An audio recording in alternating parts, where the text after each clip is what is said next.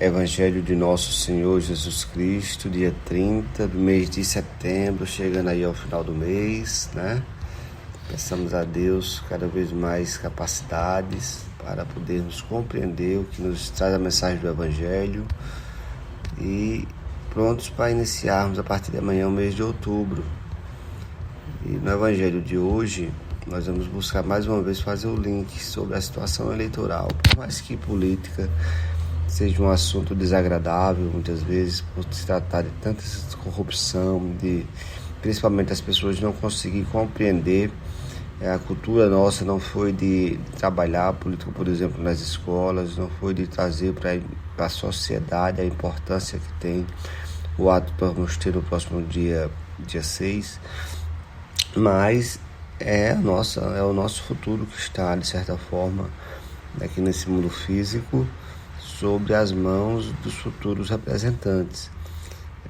Por mais que esses não consigam determinar nosso futuro espiritual, né, a nossa vida pessoal, porque só cada um de nós temos esse poder, temos esse livre-arbítrio dado por Deus, é importante sim que a gente consiga, também nesse setor da nossa vida, que é a sociedade, escolher quem possa melhor servir, ser útil, quem realmente quer estar lá para dar a sua colaboração para o aperfeiçoamento do nosso povo, da nossa forma de governo.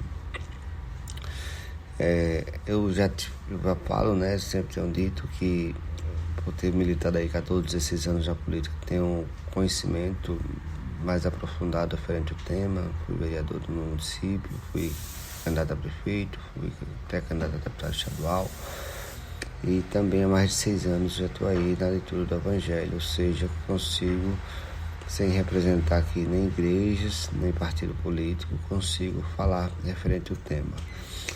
E a primeira fala é que o sistema ele nasceu corrupto. Infelizmente, todas aquelas pessoas que não gostam de política, não gostam acham que não deve nem misturar a política com a religião, né? E assim, o ponto de discórdia é justamente esse de que se a gente ignora é pior. O que a gente precisa é termos conversas saudáveis, né? Sem viés eleitoreiro, mas sim de esclarecimento, de colaboração, que já a experiência pode ser útil.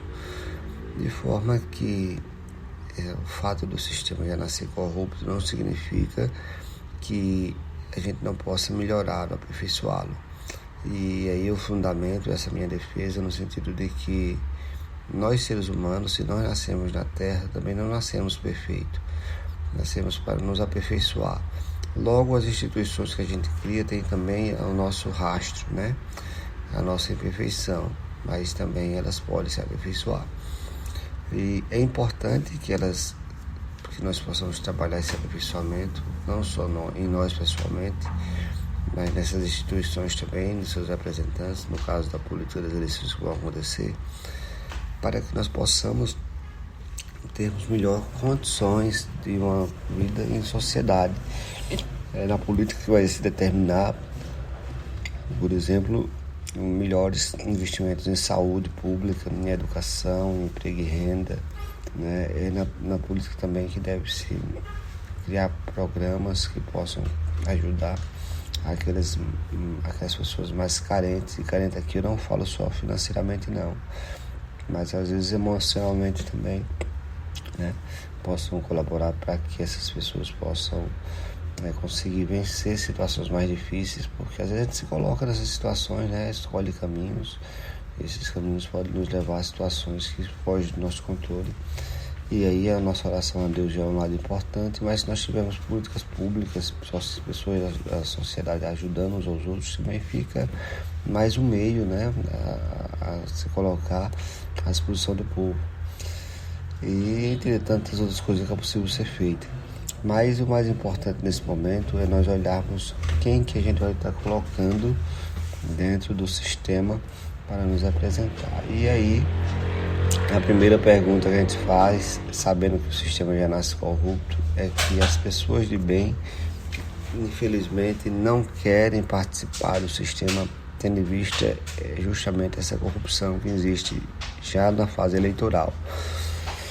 E aí a primeira crítica que a gente deve fazer é o seguinte: como que a gente pode resolver essa questão da representação? A gente olha para tantos candidatos que existem e quais deles realmente têm um viés social, comunitário, de representação popular. Quase nenhum, ou absolutamente quase zero, porque a maioria está ali ou para sustentar um poder de quem já está há muito tempo usurpando aquele poder, ou então porque quer entrar para ter poder também, mas sempre com a vaidade na frente, né? Sempre com... E a prova disso é que apenas nesses momentos de eleição é que mais saem para conversar com o povo. Por isso, o primeiro passo para você escolher um representante é olhar para a vida pregressa, né? O que ele andou fazendo durante toda a sua jornada de vida para merecer estar lá representando. E se eu achar algumas características que possa realmente servir a sociedade, colocar Deus à frente, ter uma pessoa que queira servir ao público por amor, vale a pena o apoio, o voto. Mas e se eu olho para os candidatos da minha cidade, seja ela em qualquer lugar, e não consigo enxergar essas características, o que é que eu posso fazer? Essa é a pergunta. E a resposta que eu digo é o seguinte: dentro da minha experiência toda pública, de ver a necessidade dessa reforma eleitoral e de enxergar poucos caminhos para que essa reforma realmente aconteça e melhore as condições de representação. Reforma no sentido de tirar a obrigatoriedade do voto, reforma no sentido de obrigar aqueles pré-candidatos a passar por um curso de capacitação, tendo que ter pelo menos 70% de aproveitamento para poder ser candidato, ou seja, se não alcançar 70%, nem candidato pode ser. E também criar um sistema de cotas para que possa, segundo os próprios dados da sociedade, né, onde 50% da população, mais 50% está na classe média e baixa, esses possam ter assegurado essas vagas só específicas para esse setor, ou seja, quebrando com o poder financeiro, capital econômico na decisão de todas as vagas, deixando apenas 50% das vagas de livre concorrência. São ações que são necessárias, que eu acredito que vão ajudar a iniciar, a pelo menos fazer uma seleção melhor daqueles que vão entrar dentro do sistema de representação. E esse estando lá uma vez, vão ser responsável por continuar a jornada de aperfeiçoamento. No entanto, isso aí dificilmente passa dentro do Congresso Nacional sem uma manifestação popular. E a única forma mais razoável no momento da sociedade fazer sua manifestação popular é a seguinte: aquelas pessoas que encontrarem em sua cidade pessoas que realmente representem, que elas acham, que acreditam que vai fazer o melhor voto. Mas aquelas pessoas que não encontraram um representante que realmente acha que vai fazer a diferença, fazer um trabalho honesto, digno, que tem uma vida pregressa alinhada, porque não adianta dizer que vai ser bom agora se a gente faz coisa errada atrás e não corrigiu, né? Não corrigiu, continua fazendo, só que é uma oportunidade de fazer mais coisa errada. E aí não adianta. Ou seja, nessa situação, o que a gente precisa fazer é anular o voto branco e verde.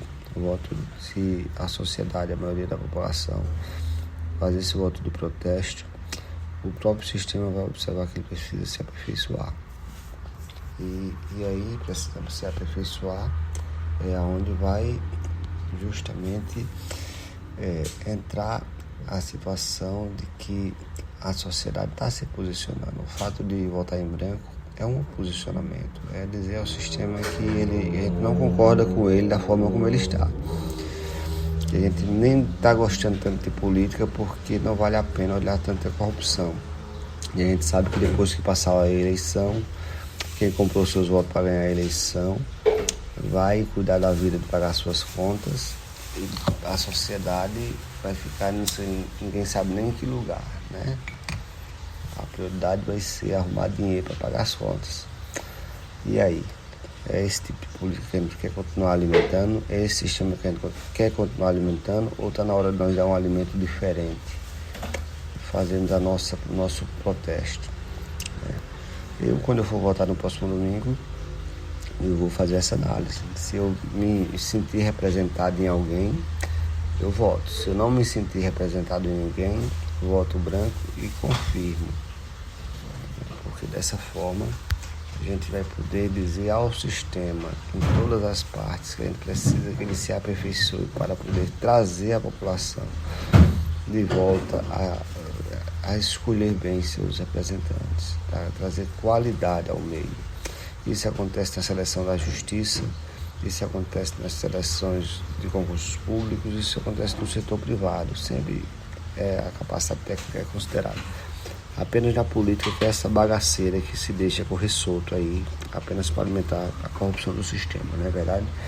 Portanto, vamos nos manifestar para que possamos cuidar também dessa parte da sociedade que nos diz respeito. Em nome do Senhor Jesus. Amém.